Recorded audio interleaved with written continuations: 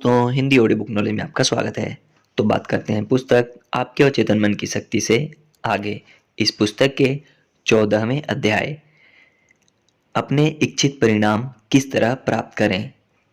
अगर आपने इसके पहले के 13 अध्याय नहीं सुने तो भी सुन लें, जिसका लिंक आपको नीचे डिस्क्रिप्शन बॉक्स में मिल जाएगा। और यदि आप चैनल पर पहली बार आए हैं तो प्लीज़ चैनल को सब्सक्राइब कर दें और साथ में बने बेल के आइकन को प्रेस कर दें। ये बिल्कुल फ्री होता है, इसका कोई भी पैसा नहीं लगता। इससे होगा यह कि मैं जब भी कोई वीडियो अपलोड करूँगा तो उसकी जानकारी आपको तुरंत मिल जाएगी। तो चलिए दोस्तों, शुरू करते हैं। अध्याय 14वां, अपने इच्छित परिणाम किस तरह प्राप्त करें। असफलता का सबसे बड़ा कारण है आवश्यकता से अधिक मेहनत करना, मगर आत्मविश्वास का कम होना। मैंने इस पुस्तक में कई स्थानों पर टिम गालवे का संदर्भ दिया है। उनकी सबसे अधिक बिक्री का रिकॉर्ड कायम करने वाली पुस्तक the inner game of tennis से मैंने मुख्यतः यह सीखा कि प्रयास करने का भाव प्रदर्शन को बाधित करता है। पहले मैं अपने कार्यकारी समूह में कहा करता था, ऐसा होना ही चाहिए, मगर टीम से मिलने के बाद हमारी भाषा में बदलाव आ गया और हम कहने लगे, चलिए इसे होने देते हैं। जब हम किसी काम में उलझ जाते हैं या समस्याग्रस्त हो जाते हैं तो हम अपने आप से ही पूछते हैं, क्या हम आवश्यकता से अधिक प्रयास तो नहीं कर रहे हैं। जैसे कि डॉक्टर मर्फी ने ऊपर लिखा है, असफलता का सबसे बड़ा कारण है आवश्यकता से अधिक मेहनत करना, मगर आत्मविश्वास का कम होना। कुछ लोग चेतन और अवचेतन मन की कार्यप्रणाली को पूरी तरह से ना समझकर उसके द्वारा अपने सवालों के सही जवाब नहीं पा पाते हैं। जब आपको यह पता होता है कि आपका मन किस तरह काम करता है तो आपका आत्मविश्वास बढ़ जाता है। यह याद रहे कि आपका अवचेतन मन जब भी किसी सूचना को ग्रहण करता है वह उसे सत्य बनाने में जुट जाता है। किसी सूचना को ग्रहण करने के बाद वह अपने सभी संसाधनों का उपयोग करके अति चेतन मन के सभी मानसिक और आध्यात्मिक सिद्धांतों का उपयोग करके उस सूचना को सत्य बनाने में जुट जाता है। यह सिद्धांत अच्छे और बुरे दोनों तरह के विचारों के लिए एक जैसा काम करता है। यदि आप इसे नकारात्मक रूप से इस्तेमाल करते हैं तो यह आपके जीवन में असफलता, तकलीफ और संदेह लाता है। इसके विपरीत, यदि आप इसका उपयोग रचनात्मक रूप से करते हैं तो यह आपके लिए मार्गदर्शन, स्वतंत्रता और मन की शांति का स्रोत बन जाता है। आपके सवालों के सही जवाब तभी मिलते हैं जब आपके विचार रचनात्मक, सकारात्मक और स्नेहशील होते हैं। इससे यह पता चलता है कि असफलता से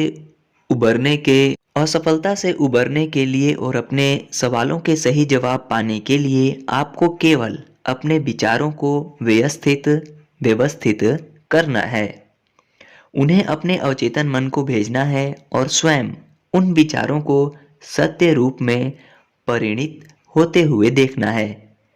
आपके मन के सिद्धांत बाकी का काम स्वयं कर लेंगे। अपनी प्रार्थना को विश्वास और आत्मविश्वास की ओर मोड़ दें। आपका अवचेतन मन इसे ग्रहण करेगा और इसका उत्तर देगा। अपने मन पर जोर जबरदस्ती करके आप अपने प्रश्नों का उत्तर पाने में कभी भी कामयाब नहीं हो सकते।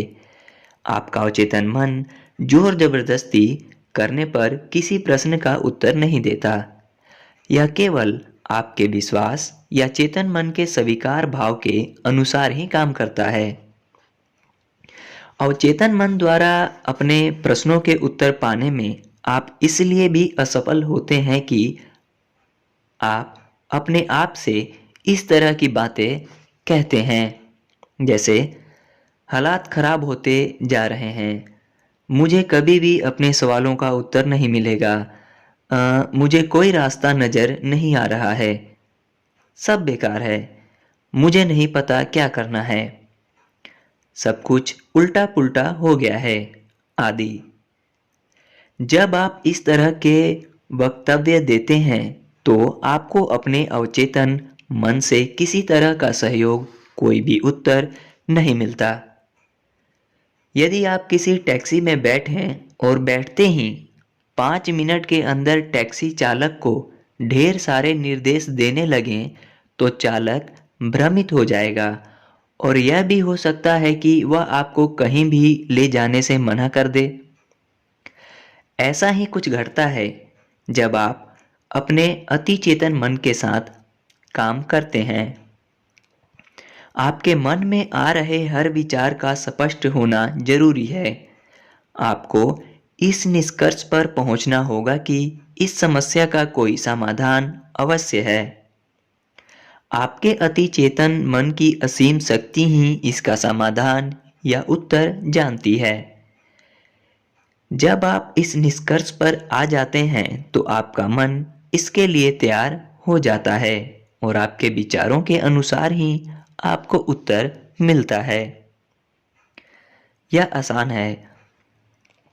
एक मकान मालिक ने एक बार अपने घर की भट्ठी को सुधरवाया और मिस्त्री द्वारा केवल एक पेंच लगाने के काम के लिए $200 मांगने पर उसने विरोध जताया तो मिस्त्री ने कहा, मैंने 5 सेंट इस पेंच को लगाने के लिए लिए हैं और बचे हुए $199 और 95 सेंट यह पता लगाने के लिए है कि भट्ठी में कहाँ दिक्कत है। इसी तरह से आपका अवचेतन मन भी कुशल मिस्त्री है। यह बहुत ही बुद्धिमान होता है जो आपके शरीर के हर हिस्से का उपचार करने की जानकारी रखता है, आपकी हर समस्या को सुलझाने की शक्ति रखता है। आपका स्वास्थ्य गड़बड़ाता है तो आपका अवचेतन मन उसे ठीक कर सकता है, मगर विश्राम इसकी कुंजी है। यह आसान है। समस्या के विस्तार में मत जाइए, बस उसके अंतिम परिणाम पर ध्यान दें। अपनी समस्याओं के खुशनुमा और संतोषप्रद समाधान की अपेक्षा करें, चाहे वह समस्या स्वास्थ्य की हो, धन की हो, रिश्तों की हो या नौकरी की हो। उस क्षण को याद रखें जब आप किसी बड़ी बीमारी से बाहर निकले थे। उस प्रसन्नता का अनुभव करें। यह ध्यान में रखें कि आपके अवचेतन मन के लिए भावनाएं स्पर्श चिकित्सा का काम करती हैं। आपके नए विचारों को आपके द्वारा अंतिम रूप में देखा जाना चाहिए और उन्हें भविष्य में घटता हुआ नहीं, वरन वर्तमान में ही होता हुआ महसूस करें। किसी प्रतिद्वंदी की कल्पना ना करें, कल्पना का उपयोग करें, ना कि इच्छा शक्ति का। अपने अवचेतन मन का उपयोग करते हुए आप ना तो किसी प्रतिद्वंदी से तर्क करते हैं, ना ही अपनी आत्म शक्ति का इस्तेमाल करते हैं। आप अंतिम सतर और उस स्वतंत्रता की अवस्था की कल्पना करते हैं। आपकी बुद्धि इसमें व्यवधान डालने का प्रयास करेगी, मगर किसी बच्चे की तरह चमत्कार पैदा करने वाली शक्ति के प्रति विश्वास रखें। उस स्वतंत्रता की कल्पना करें और उसे भावनात्मक रूप से महसूस भी करें जिसकी लालसा आपके मन में है।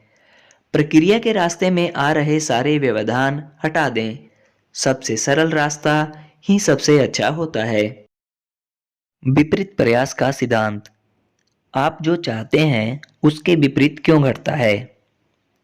फ्रांस के प्रसिद्ध मनोवैज्ञानिक कुए विपरीत प्रयास के सिद्धांत का वर्णन करते हुए कहते हैं, जब आपकी इच्छाएं और कल्पना दोनों एक दूसरे के विरोधी होते हैं तो आपकी कल्पना की जीत होती है। उदाहरण के लिए मान लीजिए आपको किसी कमरे में पड़े लकड़ी के पटरे पर चलने के लिए कहा जाता है तो आप बिना सवाल किए उस पर चलकर जाएंगे। मगर यदि उसी पटरे को दो दीवारों के बीच 20 फुट की दूरी पर रखा जाए तो क्या आप उस पर चलेंगे। आपकी उस पटरे पर चलने की इच्छा को आपके मन में बैठा डर और उसके कारण बनी गिरने की कल्पना द्वारा रोका जाएगा। इसी के कारण उस पटरे पर चलने की आपकी इच्छा उलट जाएगी और असफलता का विचार पुष्ट हो जाएगा। मानसिक प्रयास हमेशा स्वयं को पराजित करने के लिए और हमारी इच्छा के विपरीत काम करता है। किसी परिस्थिति से बाहर आने में आप समर्थ नहीं हैं, शक्तिहीन हैं, यह प्रधान विचार हमेशा आपकी इच्छा के विपरीत काम करता है। आपका अवचेतन मन इस प्रधान विचार के अनुसार ही काम करता है। आपका अवचेतन दो परस्पर विरोधी विचारों में से सशक्त विचार को स्वीकार करता है। आसान तरीका हमेशा बेहतर होता है। यदि आप कहते हैं, मैं उपचार पाना चाहता हूं मगर मुझे पता है कि वह मुझे नहीं मिलेगा, मैं बहुत प्रयास करता हूं, मैं अभिपुष्टि के लिए बहुत प्रयास करता हूं, मैं अपनी आत्मशक्ति का पूरा उपयोग करता हूं। यहाँ आपको यह समझना होगा कि आपके प्रयासों में त्रुटि है। आपके प्रयासों में त्रुटि है, कमी है। अपने अवचेतन मन को अपनी आत्मशक्ति के बल पर किसी विचार को स्वीकार करने पर मजबूर ना करें। ऐसे प्रयास असफलता को सुनिश्चित करते हैं और आपको अपनी इच्छा के विपरीत परिणाम मिलता है। नीचे दिया जा रहा अनुभव लगभग हर विद्यार्थी को अपने जीवन में होता है। विद्यार्थी परीक्षा देने के लिए परीक्षा कक्ष में बैठते हैं। जैसे ही प्रश्न पत्र उनके सामने आता है, उनका सारा ज्ञान उनका साथ छोड़ देता है। उन्हें ऐसा लगता है कि दिमाग एकदम भयावह रूप से खाली हो गया है और वे दिए गए प्रश्नों के उत्तर खोजने में अपने आप को असमर्थ पाते हैं। वे अपने दांतों को जितना पीसते हैं, अपने दिमाग पर जोर डालकर उत्तर याद करने की जितनी अधिक कोशिश करते हैं, उत्तर उनसे उतनी ही दूर चले जाते महसूस होते हैं।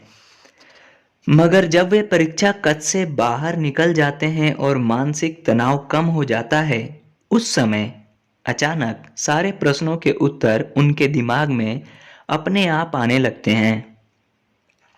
परीक्षा कक्ष में उत्तर याद करने के लिए अपने दिमाग पर अनावश्यक जोर देना ही उनकी असफलता का कारण बनता है।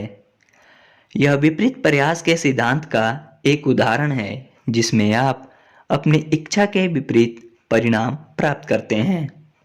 इच्छा और कल्पना के मध्य का संघर्ष समाप्त करके उनमें सामंजस्य बैठाना जरूरी है।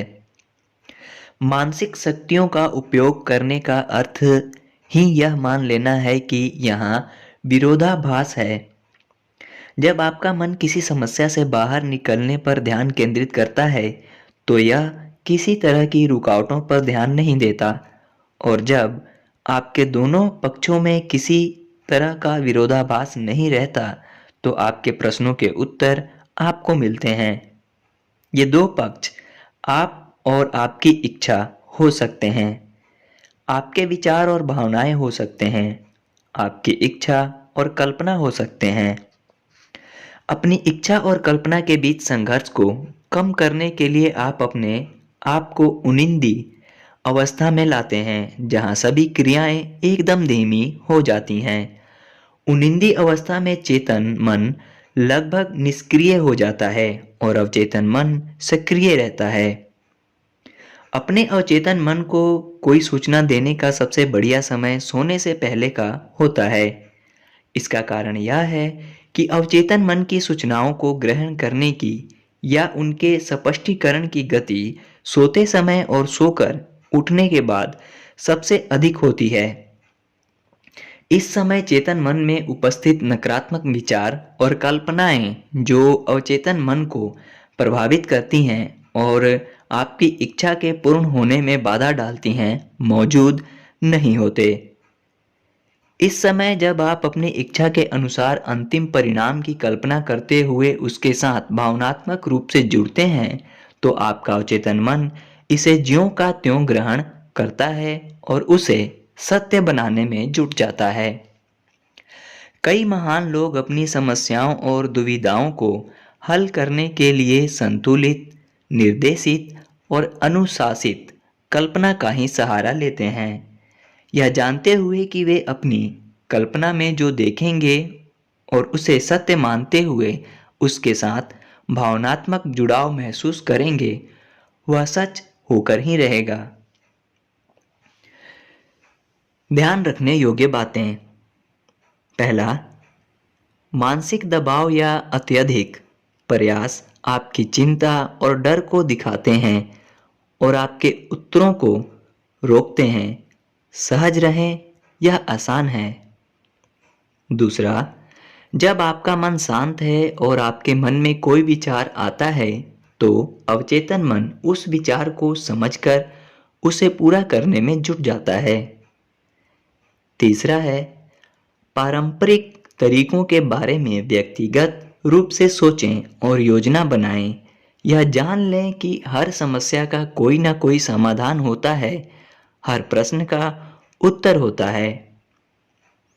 चौथा है, स्वास्थ्य का अनुभव करने से स्वास्थ्य मिलता है, संपत्ति का अनुभव करने से संपत्ति प्राप्त होती है। आप क्या अनुभव करना चाहते हैं? पांचवा है, कल्पना आपका सबसे शक्तिशाली औजार है। जो प्यारा है और सामंजस्यपूर्ण है, उसकी कल्पना करें। आप अपनी कल्पना का ही प्रतिरूप हैं। छठा है, निद्रा मगन अवस्था में आपके चेतन मन और अवचेतन मन के बीच का संघर्ष सबसे कम होता है। सोने से पहले अपनी इच्छाओं को पूरा होते देखें, उन्हें बार बार दोहराएं, शांति से सोएं और प्रसन्न मुद्रा में उठें। ओके दोस्तों, इसी के साथ अध्याय 14वां समाप्त होता है। मिलते हैं आपसे इसके अगले पार्ट 15वें में या फिर किसी अन्य वीडियो में। तब तक के लिए धन्यवाद। ध्यान रखें अपना और अपनों का।